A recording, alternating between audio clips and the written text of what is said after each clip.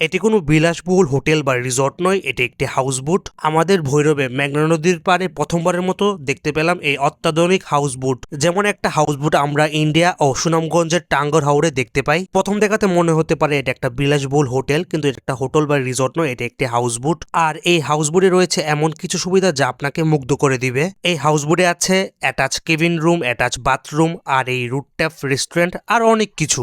এই হাউসবোটটি কিন্তু এখন পর্যন্ত উদ্বোধন হয় নাই, কিছুদিন পর সম্ভবত এটি ভৈরবে উদ্বোধন হয়ে যাবে। প্রথমবারের মতো আমাদের ভৈরবের মেঘনা নদীর পাড়ে এই ভাসমান রুফটপ রেস্টুরেন্টটি দেখতে আমার কাছে খুবই ভালো লাগে। ছাদে যাওয়ার জন্য আছে এরকম একটা সিঁড়ি, ছাদটি সাজানো হয়েছে কৃত্রিম গাছ দিয়ে, আরো রয়েছে কিছু প্রাকৃতিক গাছপালা, আর ছাদের উপরে বসে খাওয়ার জন্য চেয়ার টেবিল তো থাকছেই। এটি শুধু খাওয়া দাওয়া নয়, মেঘনা নদীর সৌন্দর্য উপভোগের জন্য একটা দারুণ জায়গা। সাধারণ নৌকায় দাঁড়ানো বা চলাফেরা করা বেশ কঠিন, কিন্তু এই হাউসবোটটি এমনভাবে তৈরি করা হয়েছে যে এখানে সহজে দাঁড়ানো এবং চলাফেরা করা যায়। এটা একেবারে ভিন্ন ধরনের অভিজ্ঞতা দেবে। হাউসবোটটির নির্মাণ কাজ এখন পর্যন্ত চলছে, তবে খুব শীঘ্রই এটি পুরোপুরি প্রস্তুত হয়ে যাবে। উদ্বোধনের পর এর রুফটপ রেস্টুরেন্টে বসে আপনি উপভোগ করতে পারবেন ভৈরবের মেঘনা নদীর পাড়ে প্রাকৃতিক সৌন্দর্য, সঙ্গে থাকছে সুস্বাদু খাবারের অভিজ্ঞতা। আরেকটা বিষয়, হাউসবোটটি সম্পূর্ণ হলে আমি আবারও ফিরে আসবো এই হাউসবোটে আমার অভিজ্ঞতা শেয়ার করতে। ততদিন পর্যন্ত আমার সাথে থাকুন। ধন্যবাদ।